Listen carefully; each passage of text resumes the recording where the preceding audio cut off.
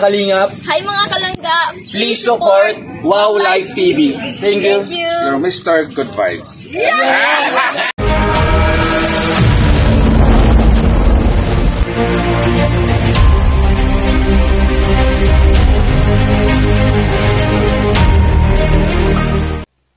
Shoutout sa lahat, guys!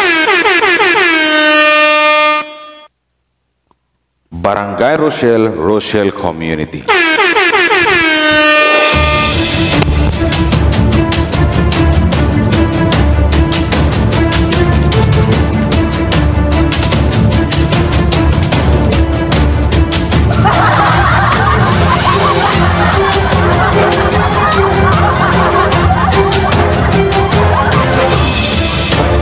So shoutout sa lahat, guys, no? Magandang ano po sa inyo dyan, magandang araw po sa lahat po ng mga team Kalingap dyan. Alam niyo naman siguro na pag ito ang background music, alam niyo na kung ano-ano na yung mga i-react ko dito about dito sa mga lintik na mga bashers dito ng ating maglangga kay Rowell tsaka kay Langga Rachel. Pero bago tayo magsimula, guys, please do support sa lahat po ng Team Kalingap, guys, sa pangunguna po ni Kuya Val Santos Matubang, Boss Kalingap Rap, Ate Idna Vlog, Santo All Kalingap, Charity Vloggers, Kalingap Partners. Nandiyan po sa ni ating Dudong, Rowell of Malalag, Kalingap Rowell sa kanyang second channel. Pasupport po ng second channel, guys, ni Dudong Rowell of Malalag. Langga Rachel Morales Vlogs, Kalingap Dan, Kalingap Awi, Kalingap Angelic, Kuya Brox, Kalingap Janjan Lindo, sa Vincent Calyada, may Tiimi. Sino ba bang mga ano dyan? Supportan po natin Morales Family and Matubang Family. At your service, Mr. Wow Life TV, your Mr. Good Vibes. So ito na nga, hindi na kasi mabilang na mga dapat naisip ko nung kanina, bukas ako mag-upload Lunes. So sabi ko naman, ang dami ng sumbong sa akin, ang dami na nag-PM, sila ni Ate Noralyn, Ate Jovita, sila ni Ate May, at kung siyang iba pa, sila ni Ate Sally. Puro is ang binibigay sa akin. So bago tayo magsimula, guys, maraming salamat pala sa mga nag-like and share, no? Tsaka shoutout sa Barangay Rochelle. Hello po sa inyo, guys. I love you. Sa Barangay Rochelle Titos and Tita, shoutout po. Sa mga masipag na Barangay Rochelle Marathoners, saludo po ko sa inyo lahat. So shoutout po. So ito na nga, no? Linggo naman ngayon, so medyo hindi magaslaw, or sa kilos pa hindi magaslaw yung mga sasabihin ko ngayon. Naisip na kasi dito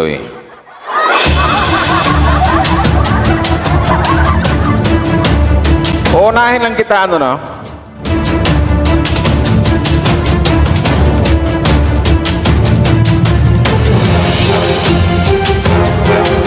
Ito talagang halatang ayaw mo kay Rowell, or talagang galit na galit ka kasi isang Dudong Rowell. Well, I don't know kung bakit ganon. Pwedeng sabihin ng mga ibang fans na may gusto ka kay Dudong Rowell.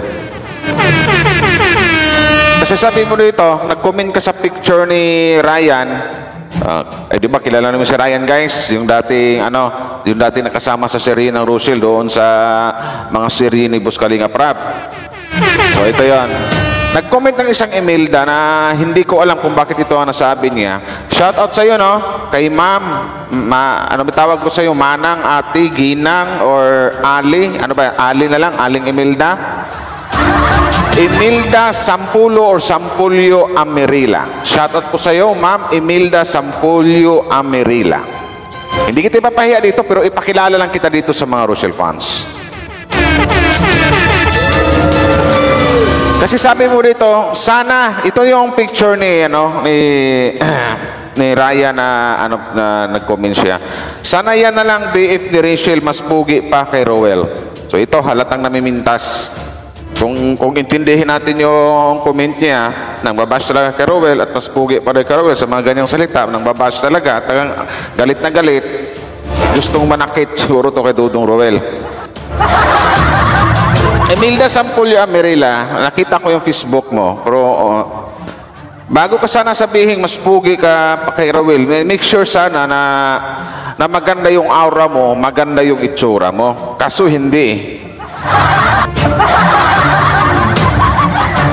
Ito may mga anak ka pa dito or apo siguro mo ito. Tatlong bata pero hindi ko na ipakita to dito kasi wala namang alam to. Wala namang kamalimalay sa mga pinagagawa mo or sa mga pinagsasabi mong katarantaduhan. Paano pag mangyari ito sa mga anak mo, sa mga apo mo, sabihang pangit? Di ka kaya masasaktan?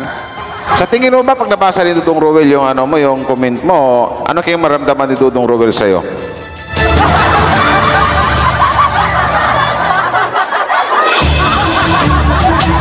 Ito na andito na yung hawak ko ng picture mo pero naka-flash naman sa screen ko dyan.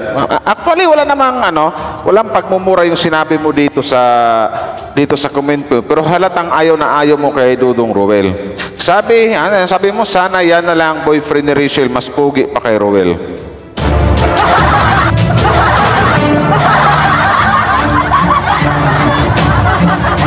Anong nangyari, Ma'am Imelda Sampulyo Amirila? Bakit po nagkaganyan kayo dito sa Rochelle?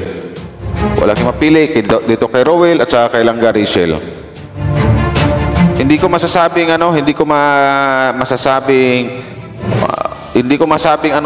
something like na sabing constructive criticism, hindi.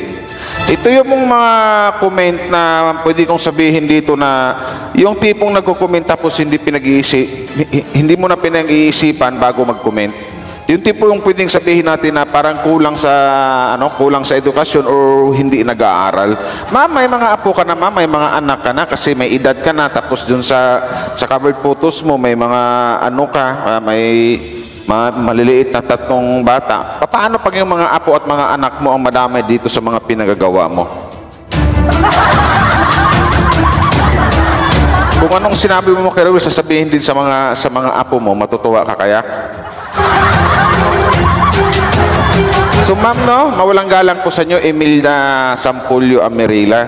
Kung ayaw nyo pong makontent po, kung ayaw nyo pong mabash ng mga Rosel fans, hinto na lang po. Kung hindi nyo po gusto si Rowel kay Langga Rachel, wag na lang po kayo mag-comment ng ganyan kasi kung ituloy-tuloy mo yan, tsak, sigurado ako, hindi ka titigilan ng mga Rosel fans. Sigurado ka ba, ma'am, na yung asawa mo, pogi? Mas pogi pa kay Rowel. Sigurado ka ba? Sigurado ka rin ba na mas maganda ka kaysa kay Langga Rachel? Kasi ang comment mo dito, lalait ka eh. Mas pogi pa daw si kaysa dito kay Dudong Rowel eh. So next time, mama, hindi mo na ako magsasalita ng medyo masakit o masama sa'yo kasi pinagbasihan ko lang dito sa comment mo na talagang tinitira mo dito ang isang Dudong Rowel. Sabi mo dito, sana yan na lang beef ni Rachel, mas pugi pa kay Rowel. Siguraduhin mo lang, ma'am, na mas pugi din yung asawa mo, ha? Kasi pag nakita ko yung asawa mo tapos hindi para ganun kapugian, paano pag yan yung i-bash namin? Matutuwa ka kaya? Kung ako si ma'am, alagaan mo na yung mga apo mo. Kung nagsukmid ka, nag-YouTube ka, o first time mo lang mag-YouTube, manood ka na lang, huwag ka na lang mag-commit ng masama. Mayroon akong basihan at mayroon akong rason kung bakit na-content kita ngayon. Sinagot ko lang tong short message mo or short na pangungusap mo dito para kay Dudong Rowel. Nasabihin mong mas pugi pa kasi dito kay Dudong Rowel. Siguraduhin mo lang din na mas pugi yung asawa mo. Yun lang. Bago po mamintas, mandalamin po muna, ha?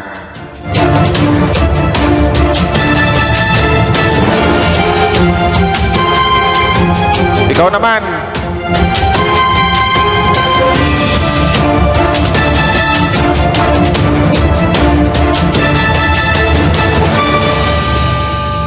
Hindi na to. Matanda to masyado.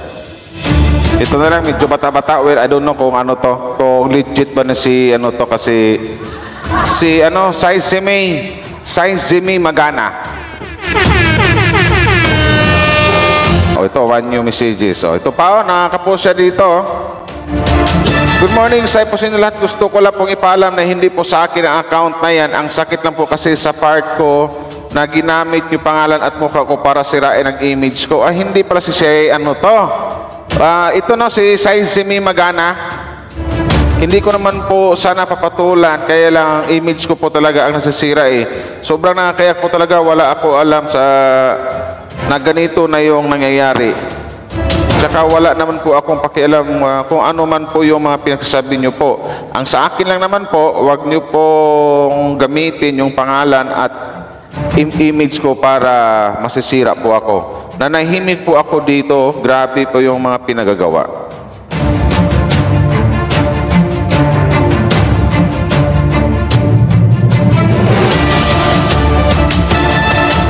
Ayun, sa madaling salita, kaya na nga, nagdududa ako na hindi talaga to kasi bata pa may dating mga 20 years old pa lang ito, gumamit or size may magana. Wait lang. Ginaya lang yung niya.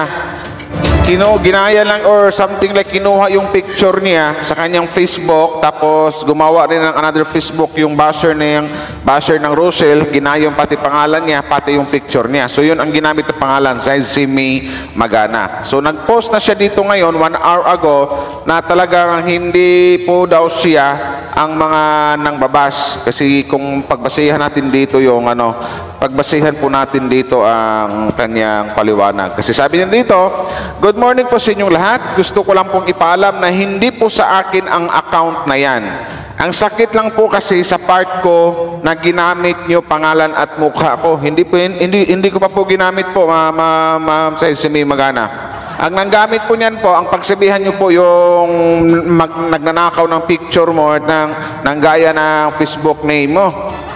Hindi po mga Rochelle fans po Huwag na pong yung Rochelle fans. So naiintindihan naman po kita sa si May Magana, sa si May. Nasisira ang image ko sa ibang tao dahil sa mga bashers na yan. Hindi ko naman po sana papatulan, kaya lang po image ko po talaga yung nasisira Sobrang nakakayak po talaga, wala akong kaalam-alam na ganito na yung nangyayari. Tsaka wala naman po akong pakialam kung ano man po yung mga pinagsasabi nyo po. Ang sa akin lang naman po, wag nyo naman pong gamitin yung pangalan at image ko para masira po ako. Nanahimik po ako dito, grabe na po yung ginagawa mo. So yun na nga, malamang, ito yung kagawian ng mga bashers na duwag kasi. Yung tipong takot magpakita ng mukha. So guys, ito maliwanag pa sa sikat ng araw na yung nang bash kay Dudong Roel na nagsabing Roel, mag-uusap tayo kasi etc. ganito ganyan, si Rachel, sinundo rin Justin. Hindi po yun ang urig na size si May Magana. Kumbaga sa paliwanag niya dito, may isang taong gumawa din ng Facebook, ginaya yung name niya or pangalan niya at kinuha yung mga niya, yung mga pics niya dito sa profile pics. So nagpaliwanag po siya dito. So may mga TikTok pa nga siya dito So hindi po yung legit na size si May Magana yung nang bash kay Dudong Roel.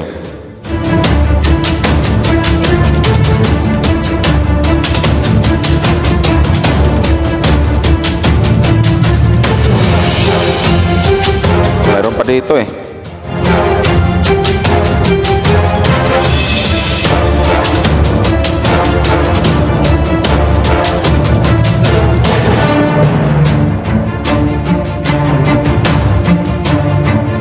Ikaw, Beatrice Harvey.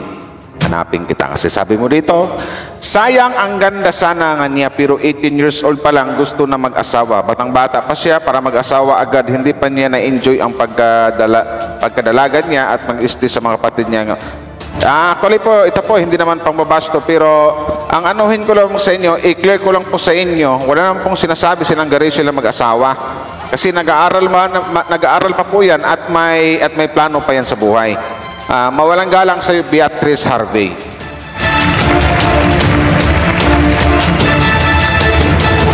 Maaari ko bang sabihin sa amin, Beatrice Harvey, kung kailan sinabi nilang Rachel na mag-aasawa na siya kahit siya 18 years old pa lamang? Ito po, hindi ka po nang babas, pero sa dating ng salita sa comment mo kasi ang pangit basahin. Parang pinagbibintangan mo silang Rachel na gusto na mag-asawa. Samantalang wala namang nabanggit silang Rachel ang ganyan. Sayang, ang ganda sana nga niya. Pero 18 years old pa lang, gusto na mag-asawa. Hindi po. Ano pong gusto mag-asawa po? Pinupupo pa kita. Pinupupo pa kita, Ate Beatrice Harvey. Hindi pa po mag-asawa silang Rachel. Ano nangyari? Nag-aaral pa po yan. May pangarap pa yan sa buhay. Ang gusto niya mangyari, makapagtapos pa ng pag-aaral at matulungan yung kanyang pamilya o ang kanyang family, Beatrice Harvey. Beatrice Harvey.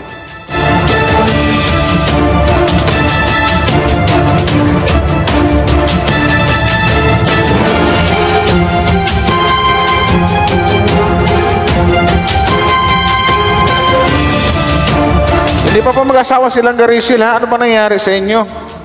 Nagiging sweet lang sila mag-isa-isa sa isa't isa. Sabihin nyo agad mag-asawa. Hindi po. Wala po mag-aasawang mga gana, magsasama na sila ba nangyari? Parang gusto na mag-asawa. Wala pong ganon.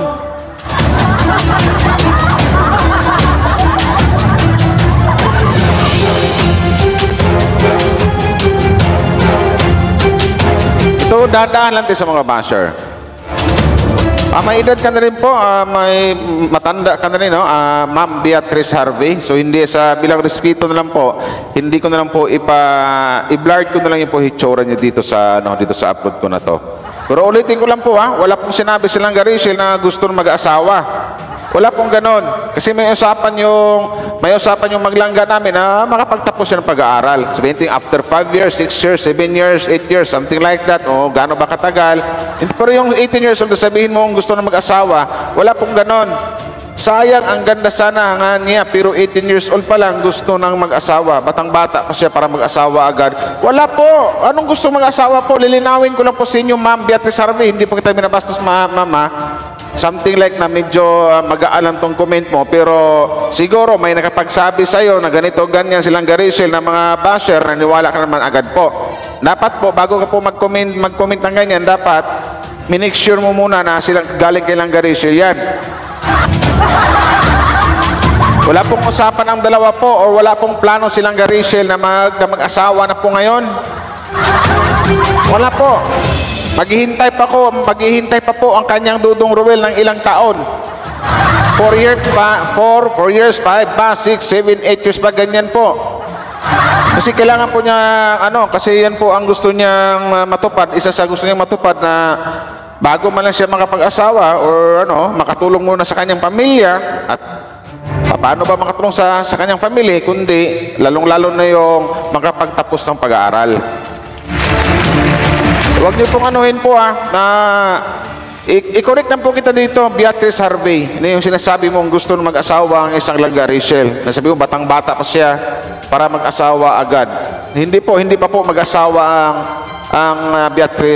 ang isang langga Rachel, Ma'am Beatrice Harvey. Ulitin ko lang po, hindi po.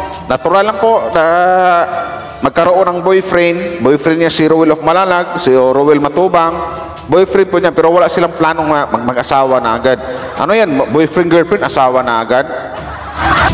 Nag-aaral pa lang po si langga Rachel namin, Ma'am Beatrice Harvey. Yun lang po. Ulitin ko lang po sa inyo, no? Yun lang po. Baka i-clear out ko lang po sa inyo. Wala pong sinabi si langga Rachel na mag-aasawa na sila ni Dudong Ruel. Saka balik tayo kay dito kay... Ito na nga, si May Magana na pala to, hindi to, kumbaga, ang legit na May Magana po ay tawag nito, paiyak na rin. Mangiyak-ngiyak na sa kanyang post, sa kanyang Facebook na ang sabi, ito yung nabasa ko lang. Well, I don't know kung totoo rin, hindi. Na ginamit nga lang yung picture niya. Kasi kahapon nga, ikumalat tong mga comment, daming SS nakarating sa akin na nakaano dito na sinasabi ni sa May Magana, sir to, Rowel, usap tayo. Isa palagi naman niya nag-uusap si Justin at Rachel. Si Justin nagsundo sa kanya kanina, yung ganon. Pero ngayon, nag-post ngayon sa kanyang sa kanyang Facebook ang isang si May.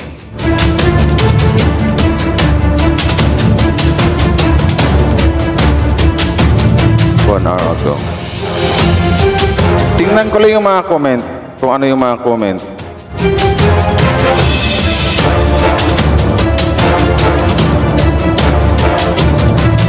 Ayun, ano nga, tapos legit nga guys na ano, ginamit yung kanyang picture, ginawang page. Ginawa ng page ang kanyang picture at ang kanyang pangalan, mismong siya. So yun po ulitin ko lang po nanghingi po siya ng tulong na kailangan i-report, pahil po. Pag-report po ng page na ito, pahil po pag-report ng page nito, sabi ng legit ni na si Saizemi Magana. Kasi nga, ginamit yung kanyang pangalan, picture, ninakaw yung kanyang picture, pati yung kanyang pangalan, gumawa ng Facebook yung basher, inilagay yung kanyang picture, pati yung kanyang pangalan. So yun ang ginamit na pangalan na Saizemi Magana para i-bash ang isang Dudong Roel. Yun po yun, linawin ko lang. Para clear na to, no? Ang legit na Saizemi Magana, hindi po siya basher. Alam ko, sikat sa TikTok yan eh. Alam ko, maraming followers sa TikTok din yan. Well, I'm not sure lang. Kasi maraming TikTok siyang upload sa kanyang legit na Facebook. Ulitin ko lang yung basher na Saizemi Magana, hindi po yung legit na si Saizemi. Hindi po yung legit na si Saizemi Magana, yung pinakaurig talaga, yung tao talaga. Ninakaw lang yung kanyang ninakaw lang yung kanyang tawag dito. Ninakaw or ginaya yung kanyang pangalan at ninakaw yung kanyang mga picture. Yan lang po. Huwag niyong i-bash po, mga Rosil fans, ang legit na Saizemi Magana. At nahingi pa siyang tulong na sana nga po i-report daw yung i-report yung page na tawag nito, na ginamit yung kanyang pangalan at saka picture.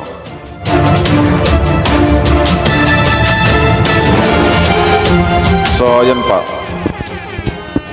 So, hanggang dito lang muna guys, no? Hindi ko na pahabain to. Maya-maya, nangahanting pa ko ng mga bashers eh. Sa mga bashers na build ang mga pinagsasabi, huwag kayo may mag-PM sa akin, sabihin nyo sa akin. PM nyo lang ako sa Facebook ko. Ako na bahalang magpakilala sa kanila. Wala akong paki kung matanda man yan or ano man yan, basta PM nyo sa akin. Yun na. So maraming salamat sa lahat guys. Hindi ko napabain to, hanggang dito na lang kasi medyo masama pa ang pakiramdam natin, no? At saka si Miss Im's live din, baka wala din pong ngayon, wala silang, si Miss Im's wala din live din kasi nga po kagabi rin nilamig siya, nilagnat bigla ang taas rin ng kanyang Kaya kanina nagising ako ng maaga, rin binilihan ko na siyang gamot, buti na lang nagbukas ang mercury drug ng alas 6 ng umaga dito. So maraming salamat guys, hanggang dito na lang. God bless. Maraming salamat sa mga nag-like and share. Barangay Rochelle, shout out po sa inyo.